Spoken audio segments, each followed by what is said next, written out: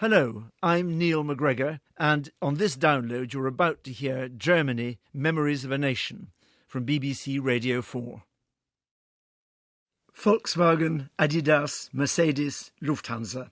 Famous German companies with famous German logos. The intertwined VW, the three athletic stripes, or the three-pointed star of Mercedes. That one's almost 100 years old now.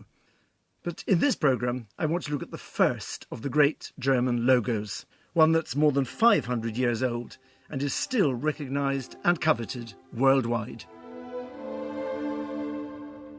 I'm in the print room of the British Museum, and I'm surrounded by objects bearing this brand.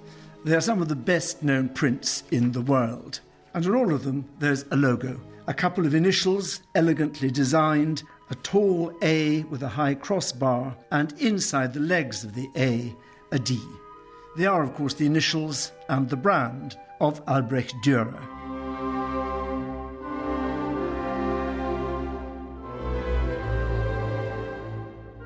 Dürer's images and self-images are known to pretty well every German. He embodies the Renaissance idea of the artist as hero and star, entirely engaged with a new world and a new technology. Dürer was the first artist to sell his work widely across the whole of Europe, but he was also a global artist. Like Shakespeare for the English, Dürer was the filter through which many Germans encountered the changing shape of Renaissance Europe and the wider world with which it was coming into contact. Like Shakespeare, he explored all aspects of life: politics and natural history, religion and philosophy, sex and landscape.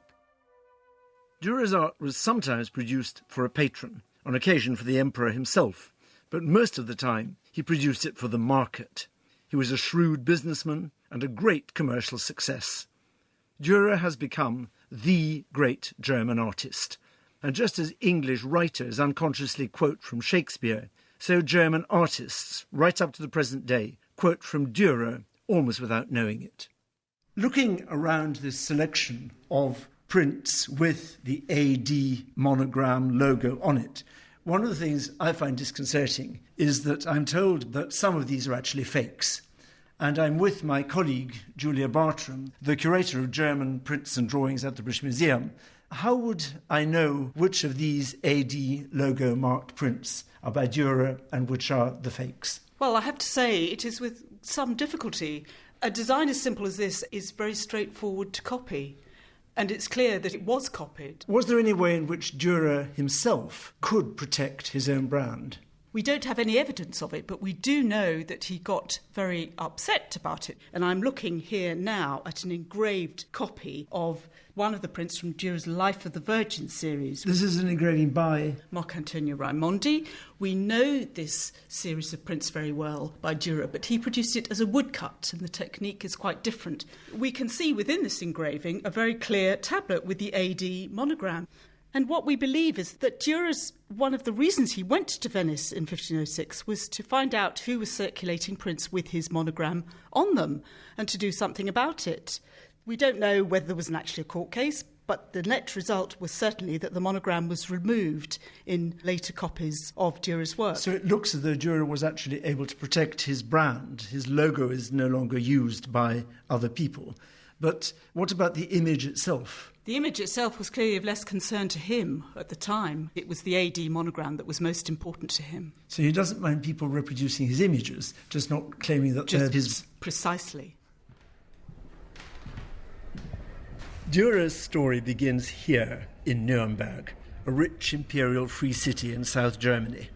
The Gothic castle, where medieval emperors summoned representatives from all over Germany, still stands guard over the picturesque city, as it did when Dürer was born in 1471, one of 18 children. Nuremberg was famous for its metalwork, and Dürer's father was a successful goldsmith.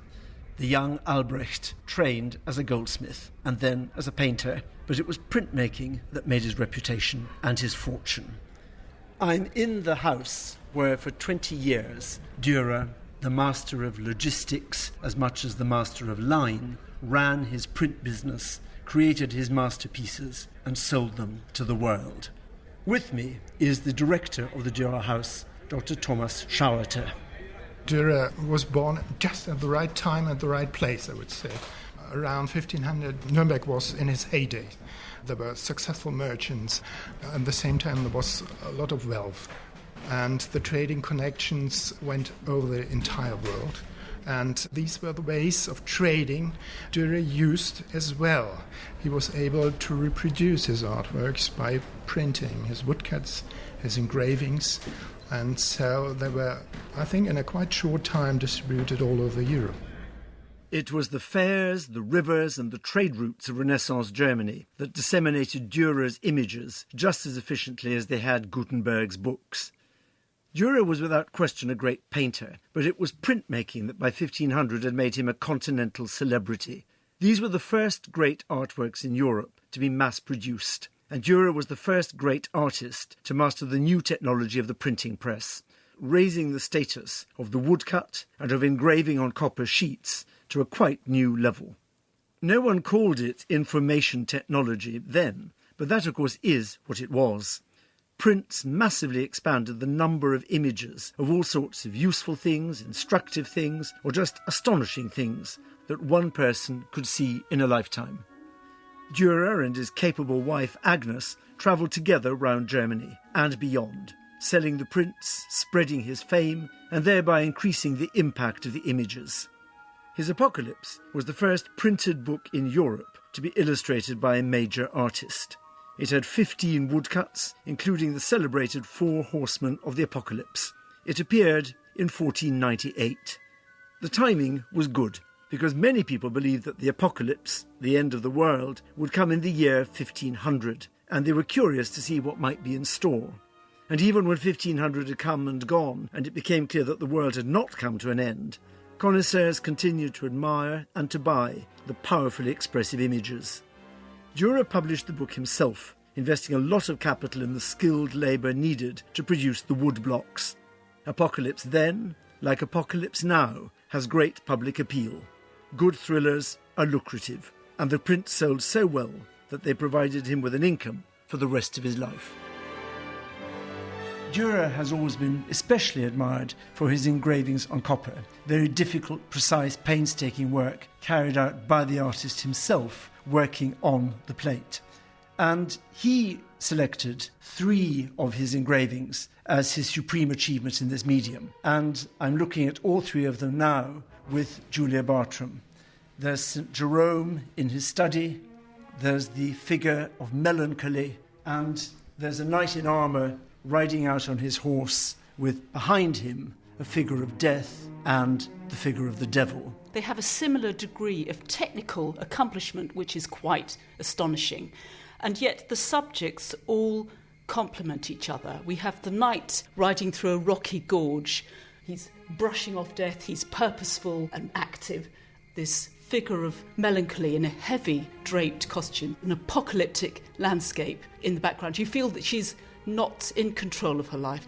And then we have St. Jerome in his cell, where it's a warm, cosy interior. What I find extraordinary about these is that using only black and white, Durer is able to suggest so many different textures of material, of surface, and the way light falls on them. This seems to be an astonishing achievement, using simply line on copper on paper. Nobody ever achieved, again, a print of this complexity. The lines are so well graded. You've got to be able to use different types of fine dots and dashes to convey this effect of shadow, soft texture, a silk robe that Melancholia is wearing, the effect of fur, where the hairs all individually move. There were many copyists who attempted to translate just the appearance of these images, but nobody again yet achieved this level of sophistication. Goya used aquatint, Rembrandt could do it in etching. He was the only one who could do an engraving like that. The print of Melancholia and that of the Knight are famous not just for the supreme skill of their making. They've become, in a sense, twin self-portraits of Germany in her 2 contradictory aspects, the Knight representing forceful action, Melancholia, inward-looking contemplation. It's hard to think of any other European nation that visualises itself in images of such subtlety and such complexity. and interpretations of the print and their significance have echoed down the centuries, playing a unique role in the history of German identity. I think that one will not find two other objects that embody the self-definition of German soul, so to speak, in 19th century. Art historian Horst Bredekamp. The knight surrounded by the devil and a landscape that is against everything he does. This fulfilled the self-definition of the German who goes with an iron heart his way. So in this sense, the knight became the symbol of steadfastness, following his line forward without looking to enemies or barriers that would pull him off from his way. The second is the melancholia, which is the opposite. The German soul was defined deeper than in any other nation. But this depth does not mean a deeper value, but a deeper complexity. And that means that also elements of self-destruction, of reflection that embraces itself up to a moment that it even becomes mad.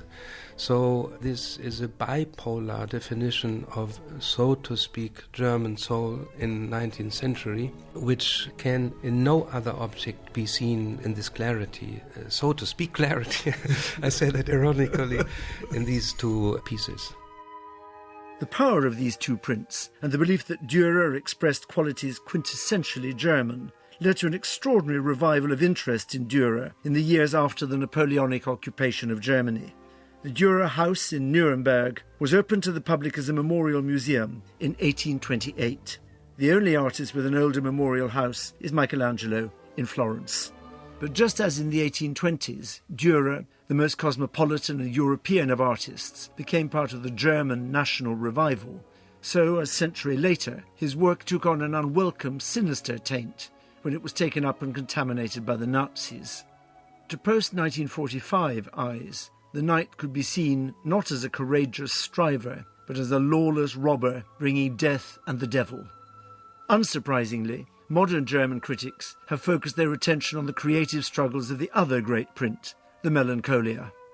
But I suspect that for most Germans today, Durer's most famous work is neither Melancholia nor the Knight. It's his Rhinoceros, based on a journalist's description of the animal that arrived in Lisbon in 1515. So successful was Durer in reaching markets not just in Germany but across Europe that his woodcut image of a rhinoceros became stronger than reality.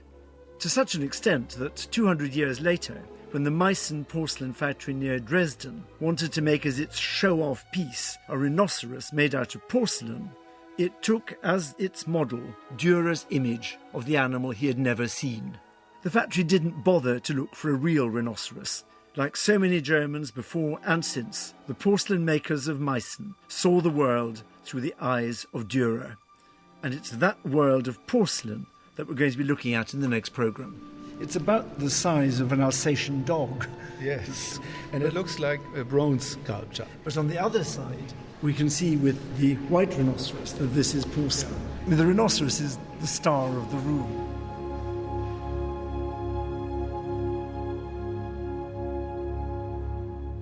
To see the objects or the buildings featured in this series and to hear other Radio 4 programmes about Germany, search online for Germany, Memories of a Nation.